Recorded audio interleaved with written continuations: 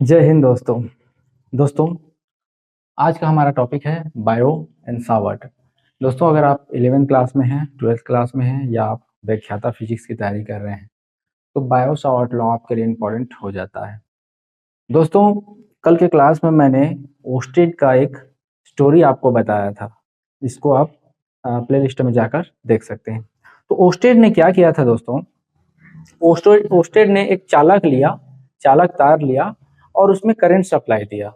और current supply देने के बाद उसने ये सिद्ध किया कि किसी भी चालक तार में अगर हम करंट सप्लाई देते हैं तो उसके चारों तरफ चुंबकीय क्षेत्र उत्पन्न हो जाता है। ये किसने दिया सिद्धांत? ओस्टेड ने दिया।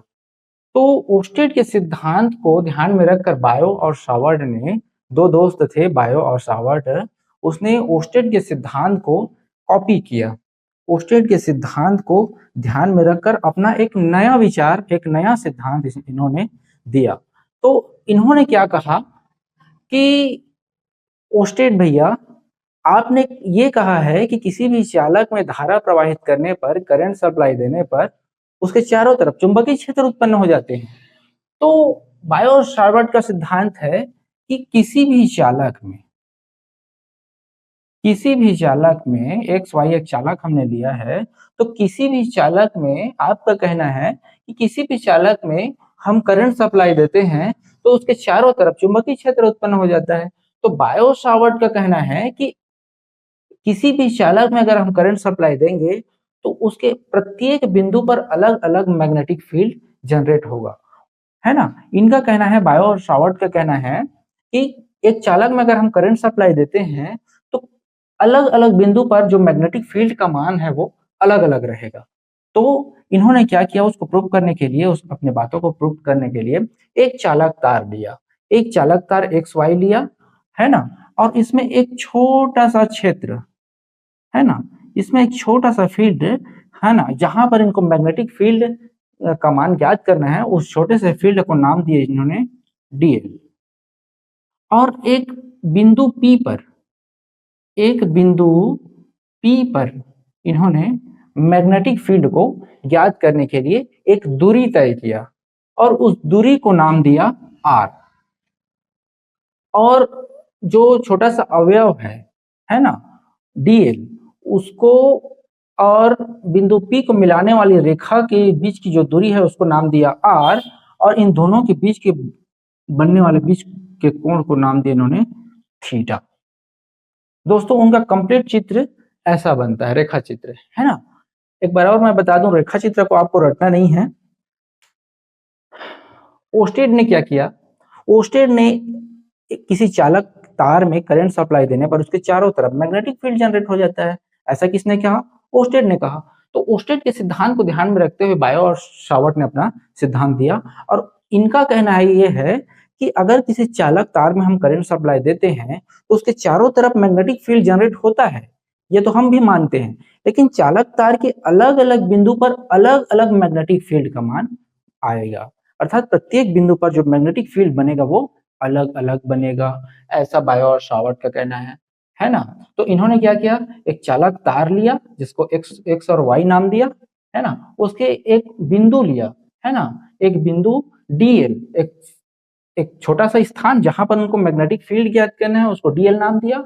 और उसके एक बिंदु पी पर, यहीं पर से उनको मैग्नेटिक फील्ड को ज्ञात करना है, इन दोनों के बीच की दूरी को आर नाम दिया। और दोनों के बीच के जो रेखा बन रहा है, उनके जो बीच के कोण है उनको थीटा नाम दिया। इस प्रकार से इन्होंने अपना सिद्धांत रखना प्रारंभ किया।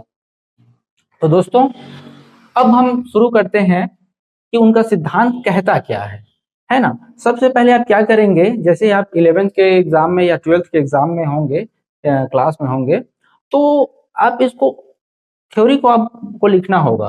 क्या लिखना है? हमने एक चालक तार एक्स वाई लिया, है ना, जिसके बिंदु डीएल पर मैग्नेटिक, है ना, एक छोटे से क्षेत्र डीएल है जहां पर मैग्नेटिक फील्ड हमें ज्ञात करना है।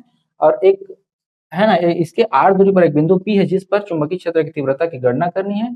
इन दोनों का बीच के कोण थीटा। ये तमाम चीजें आप यहाँ पे थ्योरी के रूप में लिख लेना, है ना। मैं सीधा सीधा, है ना, जो शर्त उन्होंने रखा है, बायो और सावर्ट ने जो शर्त रखा है ना, उसको मैं सीधा सीधा बताने का प्रयास करता हूँ।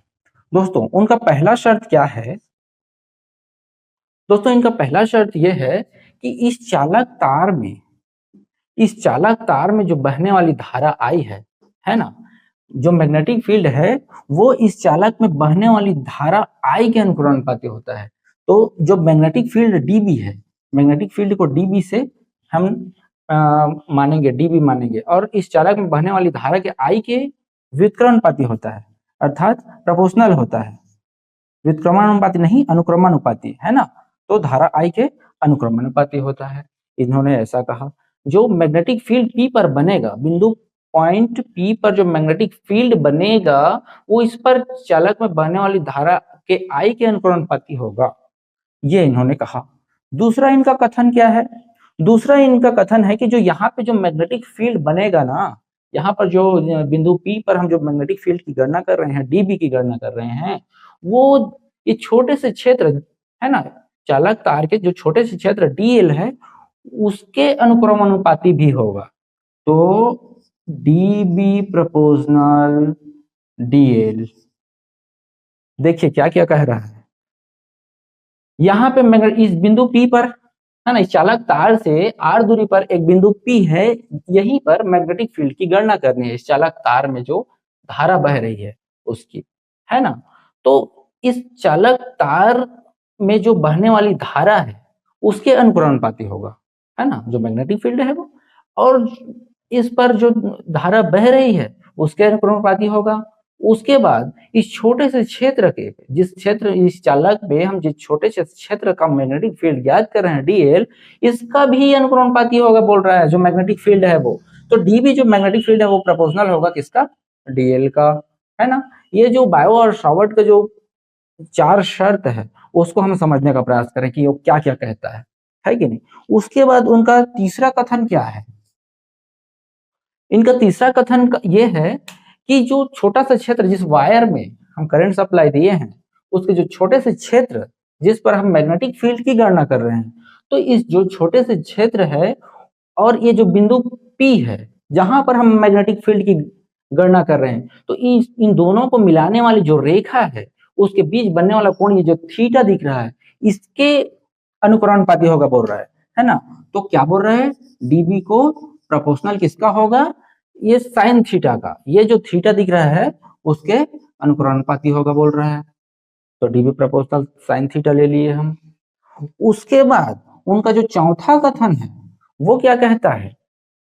उनका जो चौथा कथन है ये कहता है कि जिस वायर में हमने करंट सप्लाई दिया है ना, और उनके छोटे से क्षेत्र डीएल पर हम मैग्नेटिक फील्ड की गणना कर रहे हैं इस बिंदु के, और जहां पर रहकर हम मैग्नेटिक फील्ड की गणना कर रहे हैं, इन दोनों के बीच की दूरी के वर्ग के व्युत्क्रमानुपाती होगा।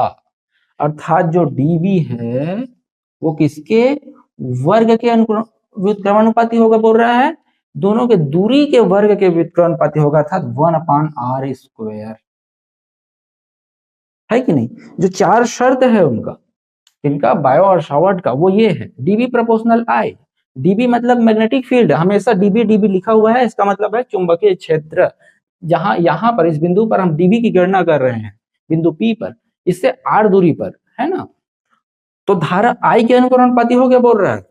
दूसरा कथन क्या कहता है? इस जो छोटा सा क्षेत्र, इस चालक तार में जो छोटे से क्षेत्र पर हम चुंबकीय क्षेत्र की गणना कर रहे हैं, तो इसके अनुक्रमानुपाती होगा बोल रहा है, तो उसके अनुक्रमानुपाती लिख दिए।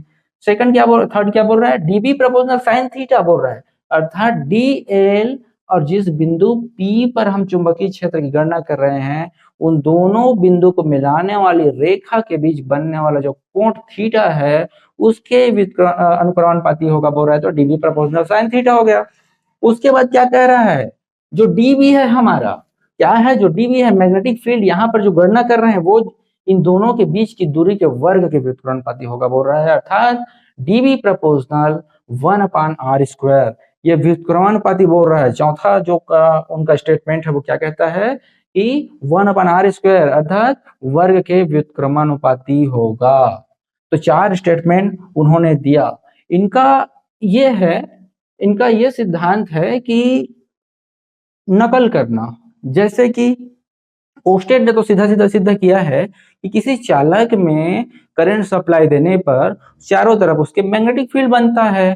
तो ये बायो और सावर्ट उसी के सिद्धांत की कॉपी करते हुए अपना नया सिद्धांत दे रहे हैं, और इनका नया सिद्धांत कहता है, ये भी वही कह रहे हैं, देखो एक चालक तार में धारा आई दिए हैं तो इनके चारों तरफ मैग्नेटिक फील्ड जनरेट होता है, ये भी वही कह रहे हैं, लेकिन इनका कथन थोड़ा सा अलग है। इनका कथन ये है कि अलग अलग बिंदु पर जो मैग्नेटिक फील्ड बनेगा वो अलग अलग होगा, इनका यह सिद्धांत है। और ये यही प्रूव करने की कोशिश भी कर रहे हैं इसके माध्यम से, इस 4 स्टेटमेंट के माध्यम से यह सिद्ध करने वाले हैं कि इस जो चालक तार है उसके अलग अलग बिंदु पर जो मैग्नेटिक फील्ड का मान होगा वो अलग अलग होगा, है कि नहीं। तो इन्होंने 4 स्टेटमेंट दिया। यहाँ पर डीबी जो मैग्नेटिक फील्ड है जिसको बिंदु पी पर बैठकर हम ज्ञात कर रहे हैं, है ना, आर दूरी पर इसके डीएल के वायर के छोटे से क्षेत्र आर दूरी पर बिंदु पी है ना, और ये डीएल आपका है छोटा सा क्षेत्र। इनका कथन ये है, बायो सावर्ट का कथन जो है वो किसी चालक तार के छोटे से क्षेत्र, है ना, अलग अलग क्षेत्र में अलग अलग मान निकलता है, तो एक क्षेत्र को उठाएंगे उस चालक तार का, तो डीएल हमने छोटा सा क्षेत्र उठाया है उसके अनुक्रमानुपाती होगा। इन दोनों के बीच बनने वाला कोण थीटा के अनुक्रमानुपाती होगा, और डीबी प्रोपोर्शनल 1/r², अर्थात दोनों के बीच की दूरी के वर्ग के व्युत्क्रमानुपाती होगा। इतना स्टेटमेंट क्लियर होना चाहिए आपको। और जो इसका हिंदी में बन रहा है, जैसे इसका थ्योरेटिकल एरियाज है, एक चालक तार हमने 100 i लिया, इसमें एक छोटा सा क्षेत्र dB लिया, इसके r दूरी पर एक बिंदु P लिया जिस पर चुंबकीय क्षेत्र की तीव्रता dB की गणना करनी है, वो तमाम चीजें आप यहाँ पे लिखेंगे। अगर आप 11th में है 12th में है तो आप इतना लिखेंगे। अगर आप कंपटीशन एग्जाम की तैयारी कर रहे हैं तो आपको ज्यादा थ्योरी पर ध्यान नहीं देना है, आपको फार्मूला पर ध्यान देना है और उसके न्यूमेरिकल क्वेश्चन पर ध्यान देना है ना। और 11th-12th में है तो पूरा उसका जो सिद्धांत है उसको आपको लिखना होगा, तभी तो आपको पूरा में पूरा नंबर मिलेगा। तो ये जो 4 स्टेटमेंट है वो बायो और सावर्ट ने दिया। अब इसको हम एक मुश्त लिखने शुरू करते हैं, है ना, एक मुश्त लिखते हैं। इसको देते हैं समीकरण नंबर 1, इसको देते हैं नाम समीकरण 2, इसको देते हैं समीकरण 3, इसको देते हैं नाम समीकरण 4। अब हम क्या करते हैं, समीकरण 1, 2, 3 व 4 को एक साथ लिखने पर, एक साथ मिलाकर लिखने पर क्या होगा देखते हैं। डीबी तो एक तरफ में समान है तो हम क्या किए, टीबी प्रोपोर्शनल समान है सब में है तो हमने प्रोपोर्शनल लिख दिया। आई डी एल साइन थीटा, है ना, यहाँ पे आई डी एल साइन थीटा बटे में r² आएगा, क्योंकि ये वर्ग के व्युत्क्रमानुपाती बोला है, मतलब उल्टा में है, 1/r² है तो पूरा ऊपर में चला जाएगा, r² नीचे में आ जाएगा। तो ये स्टेटमेंट हमने मिलाकर लिख दिया है। अब क्या करेंगे हम, dB इज इक्वल टू, क्योंकि प्रोपोर्शनल हटाना है हमें, है ना, तो dB इज इक्वल टू, यहाँ पे जब प्रोपोर्शनल हटाएंगे तो अनुपातिक नियतांक लगेगा जिसको हम K कहते हैं, K into I D L sine theta बटे r², इतना। अब जो हमारा K है वो मापन की पद्धति पर निर्भर करता है, ये एक अनुपातिक नियतांक है K, ये मात्रक की मापन की पद्धति पर निर्भर करता है। चूंकि एसआई पद्धति में, एसआई पद्धति में K इज इक्वल टू μ0/4π ये होता है। एसआई पद्धति में K इज इक्वल टू μ0/4π होगा, तो dB is equal to μ0/4π into I D L sine theta बटे r², है ना। ये हमारा बायो और सावर्ट का सिद्धांत है ना। इसको आप लोग एक बार स्क्रीनशॉट ले लें, है ना। उसके बाद इसको थोड़ा सा आगे हम और बढ़ाते हैं।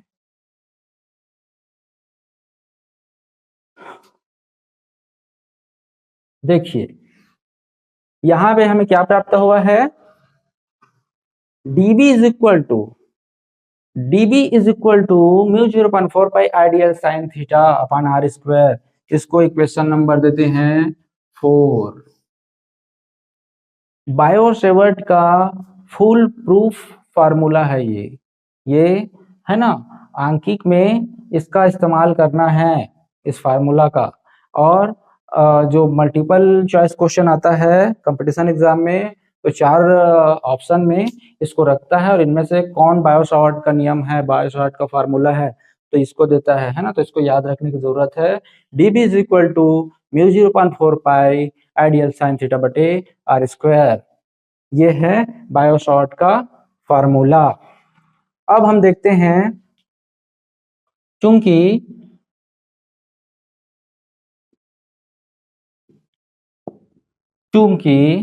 Mu 0 is equal to 4 pi into 10 to the power -7 ये होता है।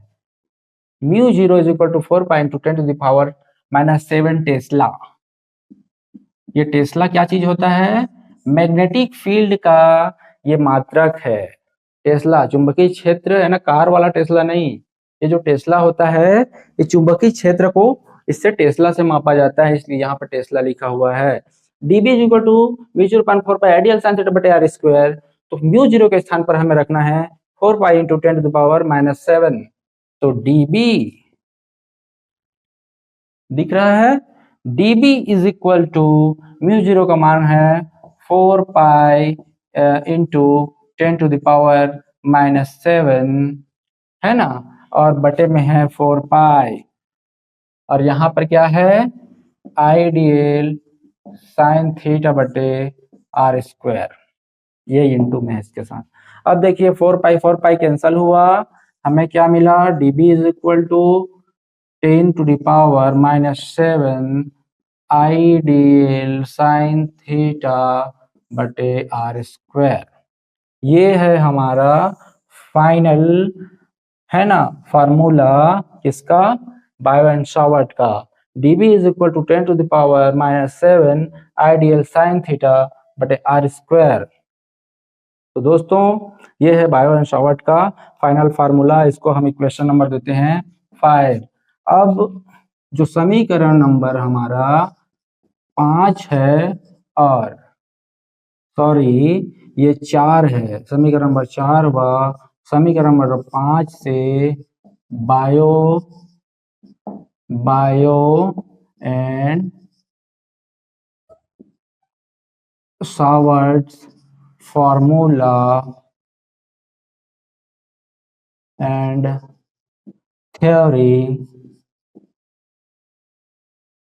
theory is proved। दोस्तों हमारा जो बायो-सावर्ट का जो फार्मूला है वो सिद्ध हो गया, थ्योरी भी हमारा सिद्ध हो गया। अब जब आप कंपटीशन एग्जाम में बैठते हैं दोस्तों, जब भी आप कंपटीशन एग्जाम में बैठते हैं और उसमें फिजिक्स का क्वेश्चन आता है तो ये जो तामझाम है ये नहीं दिखाई देता, वहां पर हमें सिर्फ फार्मूला दिखाई देता है, या तो ये फार्मूला दिखेगा या ये फार्मूला दिखेगा ऑप्शन में, या फिर न्यूमेरिकल क्वेश्चन दिखेगा जिसमें इस फार्मूला में मान रख के आपको प्रश्न को हल करना है।